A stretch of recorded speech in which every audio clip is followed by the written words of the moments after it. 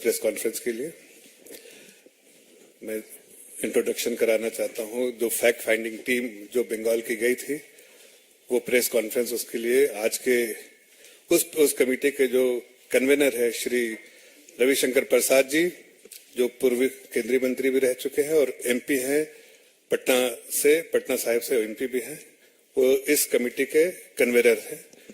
उनके साथ डॉक्टर सत्यपाल सिंह जी हैं जो एमपी हैं और वो भी पूर्व केंद्रीय मंत्री रह चुके हैं।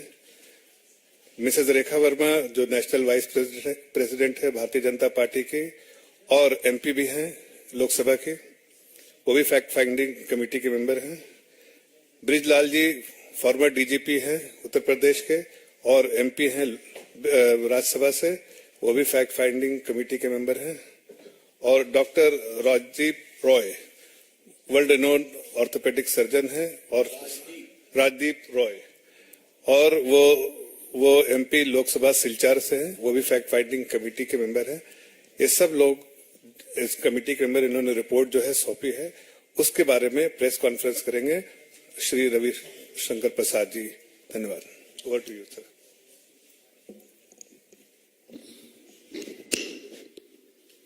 जफर इस्लाम जी, मेरे समिति के सभी माननीय सदस्य, doctor Satyapal Singh ji MP, former police commissioner Mumbai police, और रेखा जी अपनी राष्ट्रीय उपाध्यक्षा हैं, लोकसभा के एमपी हैं। ब्रिजलाल जी जैसा बताया गया पूर्व डीजीपी हैं, राज्यसभा के एमपी हैं। और डॉक्टर राजदीप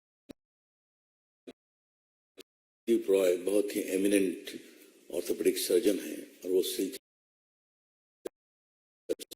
एमपी हैं। मैं रविशंकर। मित्रों, हम राष्ट्रीय अध्यक्ष जी ने ग्राम पंचायत चुनाव में बंगाल में हुई हिंसा को लेकर एक फैक्ट फाइंडिंग कमेटी एमपीज की बनाई थी, जिसका उन्होंने मुझे संयोजक बनाया था। हम लोग 12, 13, 14 3 दिन बंगाल का दौरा हमने किया। लगभग 2000 किलोमीटर की डिस्टेंस में हम लोग गए, कई जगह गए, देखा। आज हम लोगों ने राष्ट्रीय अध्यक्ष जी को अपनी रिपोर्ट सौंपी है, तो इसके पहले कि हम इसका कंटेंट्स के बारे में आपको बताएं, हम चाहते हैं कि हम लोग अपना पूरा काम आइए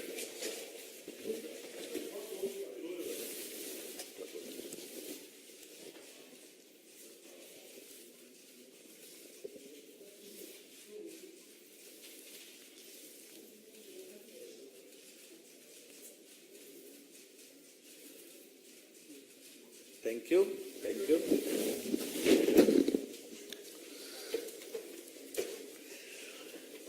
मित्रों, ये देश लोकतंत्र है और हम सभी लोकतांत्रिक प्रक्रिया से सांसद बने हैं। लेकिन हमें ममता सरकार की अगुवाई में एक बहुत ही विकृत और शर्मनाक लोकतंत्र देखने का दुर्भाग्य मिला। We noticed a sickening symbol of shameful democracy in Bengal elections. आप सभी जानते हैं कि ग्राम पंचायत का चुनाव वो संविधान की एक मर्यादा है। संविधान के अंतर्गत फर्स्ट टायर ऑफ इलेक्शंस है वो, और उसका एक चुनाव आयोग होगा, ये भी संविधान में प्रावधान है। तो आज क्या ग्राम पंचायत, क्या नगर निगम, क्या जिला परिषद, क्या विधानसभा, क्या लोकसभा, इन सभी संस्थाओं के बारे में संविधान में ही प्रावधान है। और उसके बावजूद इस तरह की हिंसा हुई, ये बहुत दुर्भाग्यपूर्ण है। हमने अपने यात्रा में, एक तो मुझे मालूम था कि वहां यात्रा रोकी जाती है, सतपाल जी भी गए थे, लाल जी भी गए थे तो रोक दिया गया। बहन रेखा जी भी गई थी तो इनको भी जाने नहीं दिया गया पूर्व में। तो इस बार मैंने दिल्ली से ही कमेंट करना शुरू किया। मैं उम्मीद करता हूं ममता जी हमें जाने देंगी, अगर वो लोकतंत्र में बिलीव करती हैं। फिर हम हवाई अड्डे से उतरे तो हमें बाहर जाने दिया गया। फिर हमारी प्रेस कॉन्फ्रेंस थी, हमने कहा ममता जी धन्यवाद, आपने हमें हवाई अड्डे से बाहर निकलने दिया। हम उम्मीद करते हैं कि हमें हिंसाग्रस्त क्षेत्रों में विजिट करने का आप अवसर देंगी। ये चलता रहा।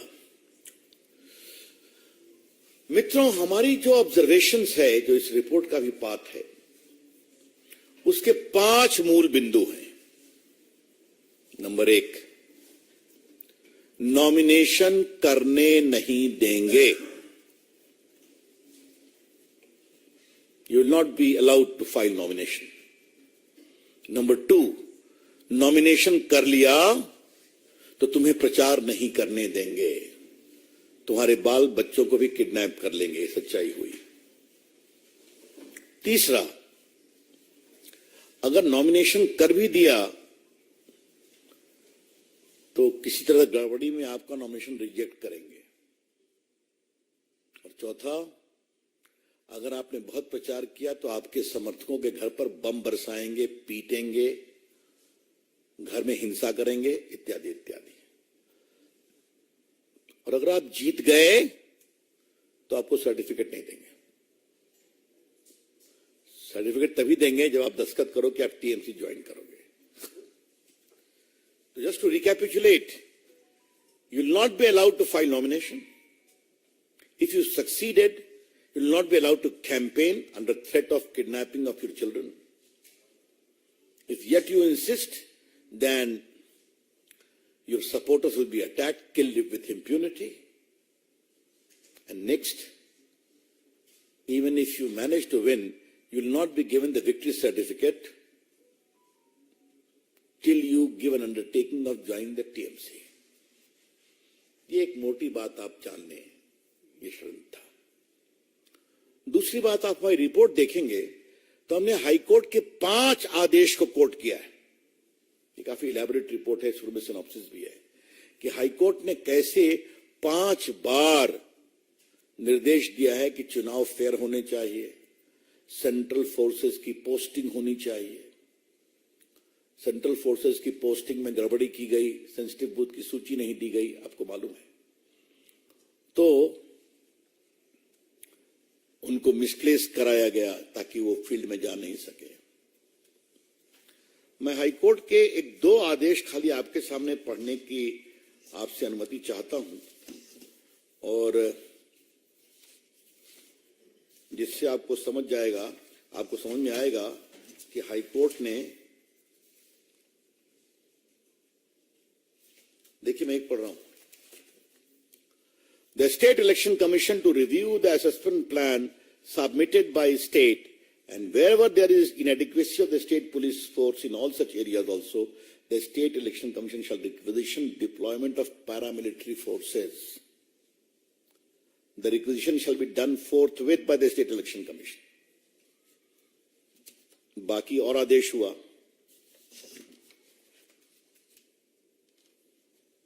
अब फिर देखिए, वो चुनाव आयोग सुप्रीम कोर्ट चला गया। समझे आप इस आदेश के खिलाफ? चुनाव आयोग सुप्रीम कोर्ट गया। Supreme court, the order of the high court would not call for any interference in these circumstances, तो उसको डिसमिस किया गया। और ये देखिए, देयरफॉर वी आर, ये हाई कोर्ट का एक और आदेश है। Therefore, we are of the view that such deployment of forces from other states to be in place on the date of polling and will not yield the desired result. Therefore, dehors the number of police forces which may have been requisitioned for other state. The State Election Commission shall independently assess the requirement as observed earlier and should be honest and bearing in mind so and so forth, constitutional obligation. उसके पश्चात फिर court का contempt भी हुआ। Contempt में भी उनकी जवाब, और देखिए कोर्ट ने एक और आदेश क्या किया, मैं आपको सुना रहा हूं, सुनिए। The state election commission is duty bound to preserve all records concerning the election, including the CCTV footage, and he shall be solely responsible for the safety and security of all records. ये भी court ने कहा। तो court के इतने आदेश को हमने इसमें कोर्ट किया है, इन सबों के बावजूद इतनी हिंसा हुई, तो ये हमारे लिए बहुत ही पीड़ादायक था। कई लोग मारे गए, हम लोग उनसे मिले, हम लोग जैसा बताया नॉर्थ बंगाल भी गए थे, साउथ बंगाल भी गए थे, डिटेल्स इसमें लिखा हुआ है। लेकिन कई लोग जो मारे गए, उनकी विधवाएं जब हम लोग उससे मिलकर रोती थीं, तो हम सबों के लिए बड़ा ही हृदय विदारक दृश्य था। It was a pathetic scene for अस।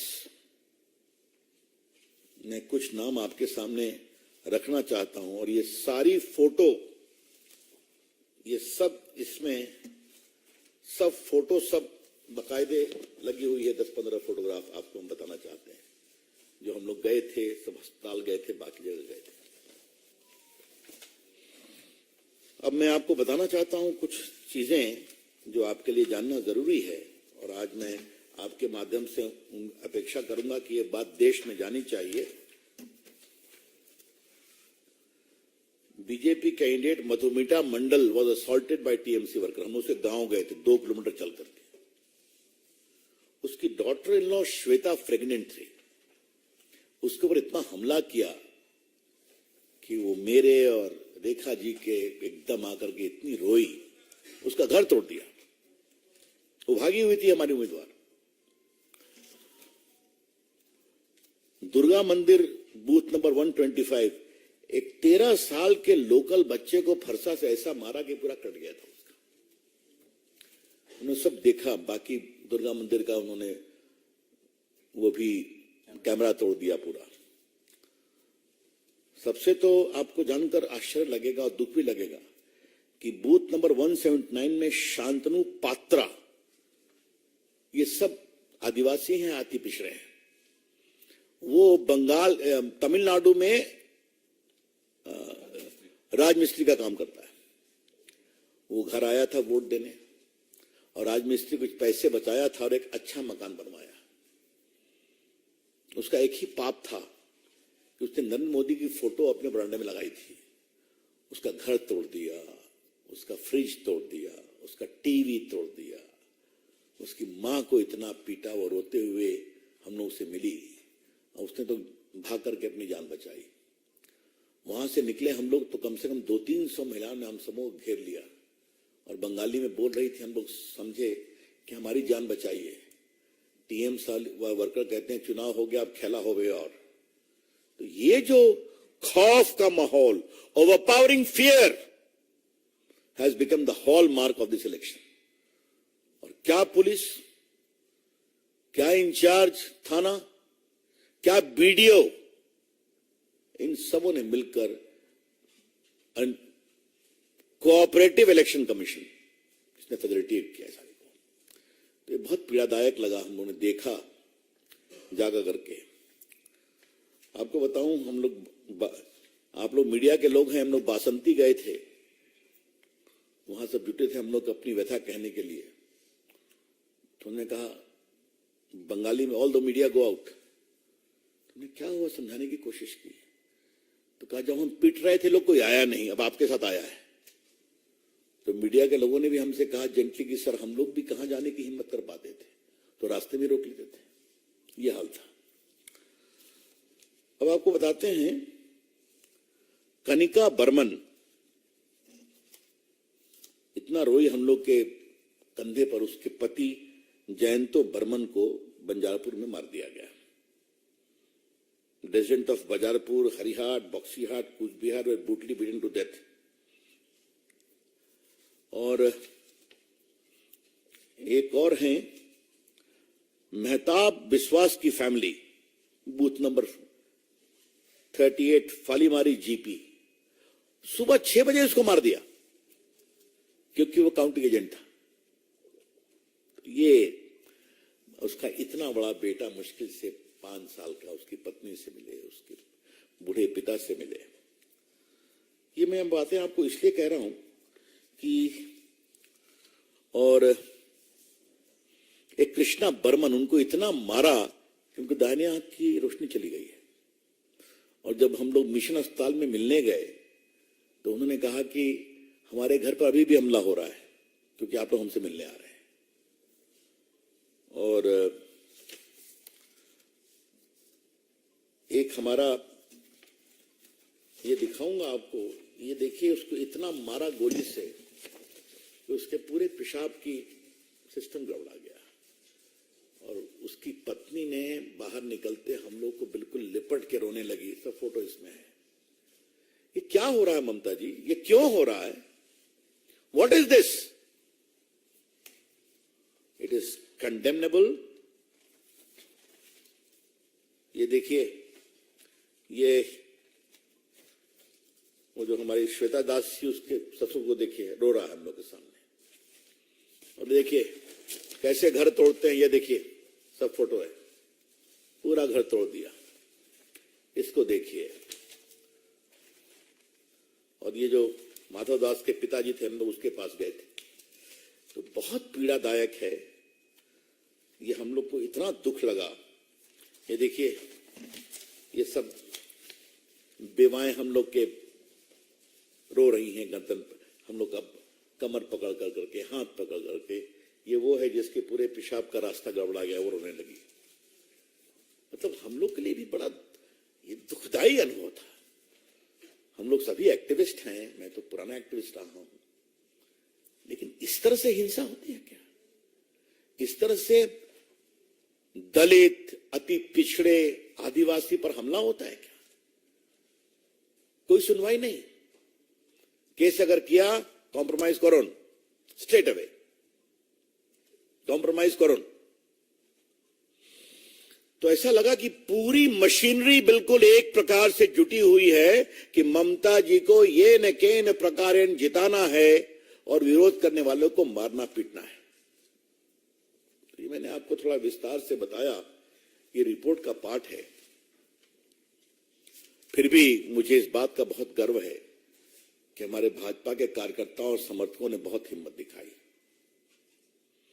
11,000 ग्राम पंचायत के मेंबर्स भाजपा के चुने गए, इसमें भी। और पूरा लेफ्ट और सीपीआई, सीपीएम, कांग्रेस हमसे वो 4,000 पर हैं, सब मिलाकर के। और अगर ये ईमानदारी से चुनाव हुआ होता तो BJP would have swept the gram panchayat election. मुझे कहने में जरा भी आपत्ति नहीं है, जीतती जबरदस्त रूप से।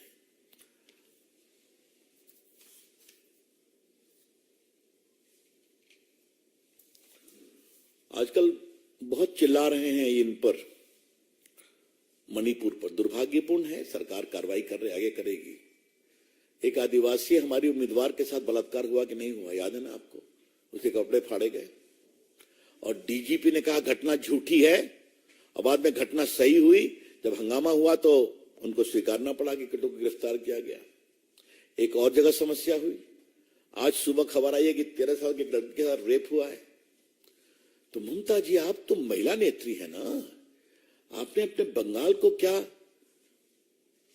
मैं शब्दों का प्रयोग नहीं कर पा रहा हूं, महिला की इज्जत के साथ खिलवाड़ का प्रदेश बना दिया है क्या? इससे अधिक मैं कड़े शब्द नहीं बोल सकता क्योंकि मेरे वो संस्कार नहीं है। तो मित्रों, हमने कहा कि आपके सामने विस्तार से रख दें। कमेटी का पूरा ईमानदारी से मानना है कि इतनी बड़ी हिंसा हुई। हां, आप लोगों ने कई स्टिंग ऑपरेशन किया और बम का दिखाया कि बम का व्यापार चल रहा था वहां। पैसा फेंको, माल ले, बिल्कुल फ्रीली अवेलेबल।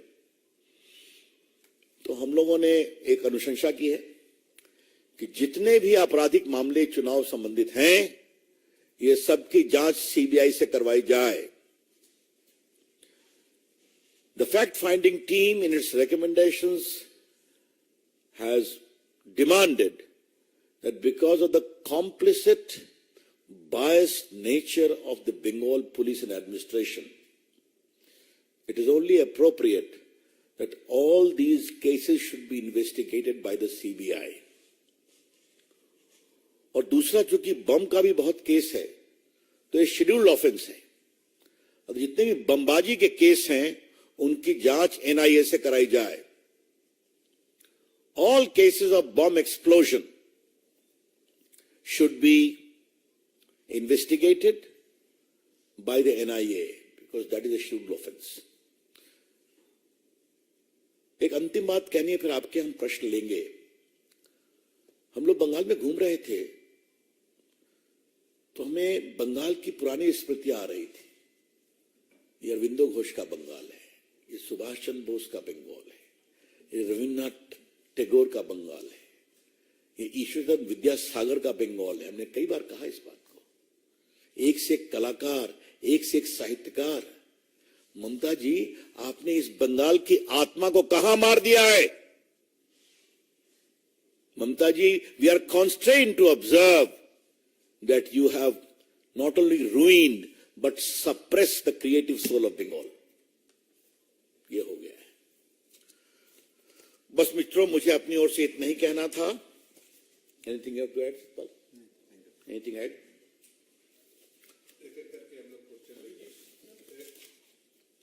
और मैं आपसे एक आग्रह करूंगा विनम्रता से, कृपया करके इस रिपोर्ट को बढ़िया से छापिए, टीवी में दिखाइए। देश को जानना जरूरी है कि लोकतंत्र बंगाल में समाप्त हो गया है। बिल्कुल।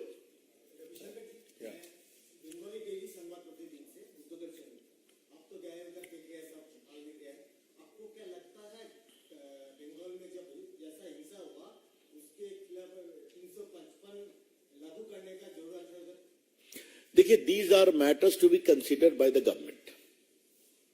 क्योंकि हम लोग फैक्ट फाइंडिंग टीम के थे, इसलिए हम लोग को फैक्ट प्रस्तुत करना था और आगे क्या होना चाहिए। As far 355 is concern, surely there is a very deepening concerns of deep anxiety of failure of constitutional machinery, but this way government will take a ball. Next. Sir, मेरा सवाल ये है कि जो फोटोज आपने अपनी रिपोर्ट में डाली, आपको डर है कि इन परिवारों को टारगेट किया जा सकता है? सबसे पहला। दूसरा कि जो पार्टियां, जो सीपीएम और लेफ्ट है, उनके कार्यकर्ताओं पर भी हमला हुआ, लेकिन ये इंडिया का हिस्सा बने, कुछ नहीं कह रहे इसके ऊपर। दोनों प्रतिक्रिया। आपके दूसरे प्रश्न का जवाब आप मुझसे मत पूछिए, आप पूछिए सीताराम येचुरी से और पूछिए राहुल गांधी से। एक हमारे अधीर चौधरी बेचारे कुछ बोलते हैं, पिटाई तो उनके भी कार्यकर्ताओं की हुई, हिंसा उन पर भी हुई है। और हमने ये भी मालूम किया, जो बार बार टीएमसी की बात करते हैं ना, वो आपसी गुटबाजी के कारण हुआ है, जान लीजिए आप। हाँ, बड़ा सवाल ये है कि जिस तरीके से ये हो रहा है उस पर देश खामोश क्यों रहे और कब तक रहे? मतलब देश के लोकतंत्र। और याद करिए, ममता जी क्या बोलती हैं, क्या पटना क्या बेंगलोर में नरेंद्र मोदी अनडेमोक्रेटिक हैं, इसलिए एक आना जरूरी है। और ये है ममता जी के डेमोक्रेटिक चरित्र की सच्चाई। क्या मतलब है इसका, ये भी जानना जरूरी है।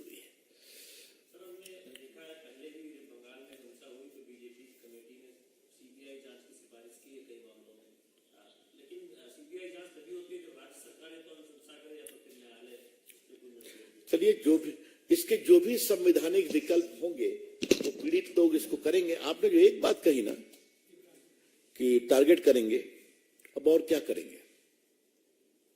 क्या करेंगे? घर तोड़ दिया, गर्भवती को पीटा, हमारे कार्यकर्ता को मार दिया, उसके परिवार को विधवा कर दिया, तो जितना करना था उन्होंने कर दिया। कम से कम ये क्रूर सच्चाई तो देश दुनिया के सामने आनी चाहिए।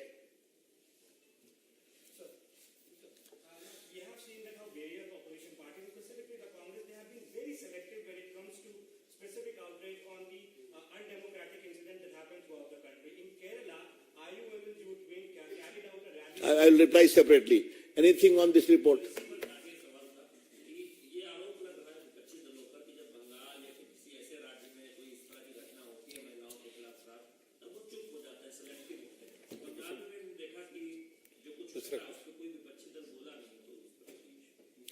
मुझे तो आश्चर्य लगा कि प्रियंका गांधी जो इतना बोलती हैं आजकल, वो भी महिलाओं पर कुछ नहीं बोली है। इसे कहते हैं हिपोक्रेसी, शर्मनाक दोहरे मानदंड, ये मैं कहना चाहूंगा। और बाकी देश सब देखता है, समझता है, चिंता मत करिए आप। लेकिन हाँ, इतना मैं अवश्य कहूंगा सारे मित्रों की तरफ से कि इस बार इस पूरे मामले की हमने बड़ी व्यापक, आपने भी देखा होगा, बहुत हमने सबूत जुटाए हैं। ये हम लोग भी बहुत हृदय विदारक था, ये मैं स्वीकार करूंगा। नेक्स्ट सर, जिस तरह से विपक्ष जो है वो अविश्वास प्रस्ताव ला रहा है, बिहार के मुख्यमंत्री नीतीश कुमार उन्होंने समर्थन किया है और कहा है हालात की यह मांग है, प्रधानमंत्री नरेंद्र मोदी को जवाब देना चाहिए। कैसे देखते हैं? नीतीश कुमार जी कोप भवन से बाहर निकल गए क्या? मैंने सुना था वो कोप भवन में थे, उनकी बात नहीं सुनी गई थी। अच्छा, मतलब कोप भवन से बाहर आ गए वो? हाँ, चलिए ठीक है, अच्छा है, बोले हैं। आज मैं एक सवाल आपके इस विषय पर कह ही देना चाहता हूं, क्या नरेंद्र मोदी जी को लोग बोलने देंगे? आज मैं इस रिकॉर्ड को बहुत स्पष्ट करना चाहता हूं। नरेंद्र मोदी जी एक अंतर्राष्ट्रीय स्तर के लोकप्रिय नेता हैं। 9 साल के बाद भी उनकी अप्रूवल रेटिंग 76% है। पूरी दुनिया उनकी बात सुनती है, देश की जनता उनकी बात सुनती है। क्या विपक्षी उनकी बात सुनते हैं सदन में? ये बात मैं बड़ी ईमानदारी से कहना चाहता हूं। याद करिए, राष्ट्रपति के अभिभाषण पर प्रधानमंत्री जी धन्यवाद देते हैं ना। पिछली बार लोकसभा में तो उनको बोलने दिया गया, राज्यसभा में 2 घंटा उनको रोका गया, 2 घंटा। यही कांग्रेस पार्टी, यही टीएमसी किस मुंह से बात करते हैं कि हम पीएम बोलने के लिए सुनना चाहते हैं? बाकी तो जो हो कानूनी हमारे संसदीय कार्य मंत्री और बाकी नेता तय करेंगे, लेकिन मुझे जरा भी शंका नहीं है कि नरेंद्र मोदी जी को नहीं सुनेंगे, विरोध करेंगे, वॉकआउट करेंगे। तो उनको पॉलिटिक्स करना है, करने दीजिए। हाँ, और कुछ? बहुत बहुत धन्यवाद आप सभी नहीं, 1 मिनट, वो जो कहाँ का सवाल उठ रहा है नीतीश का, तो मैंने बताया दिया, कोप भवन से। It is very condemnable, shocking and plainly unacceptable. I hope the Chief Minister of Kerala will take appropriate action. Hindu faith cannot be castigated like this. मैं उम्मीद करता हूं कि केरला के मुख्यमंत्री कार्रवाई